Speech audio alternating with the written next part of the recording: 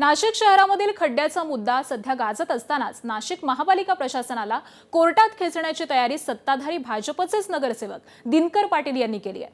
महापालिकेच्या प्रभाग क्रमांक 9 मधून दिनकर पाटील आणि अमोल पाटील हे पितापुत्र निवडून आलेले आहेत। सध्या शहरामध्ये रस्त्यांच्या कामासोबतच जलवाहिनी आणि मलजल योजनेची पाईपलाईन टाकण्याचं काम सुरू आहे। मात्र पाईपलाईन टाकल्यानंतर ती चारी बुजवताना निष्काळजीपणा केला जात असल्यामुळे खड्डे पडून नागरिकांचे अपघात होत आहेत।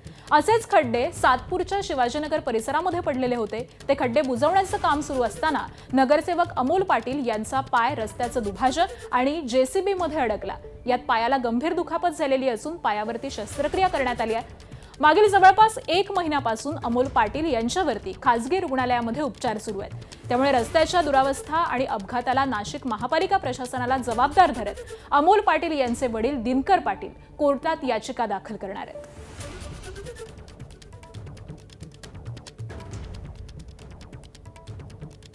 रात्रभर ते 5 तास काम करत होते आणि मग तो जो जेसीबी आहे त्याचं पुढलं का रोडल जे असतं ते अमोलच्या याच्यात डिवायडर आणि त्याच्यामध्ये पाय अटकला त्याचा आणि तो फ्रॅक्चर झाला 3 ठिकाणी। आजही त्याचे 3 ऑपरेशन झालेले का रात्री सुद्धा गिरीश भाऊंनी बघितलं। गिरीश भाऊंनी तर एवढी हळहळ केली, अरे मला माहित नाही, कोणी बोललं नाही आणि आपल्या पदाधिकाऱ्यांनी कोणाने सांगितलं नाही का अमोलचं एवढं लागलेलं आहे।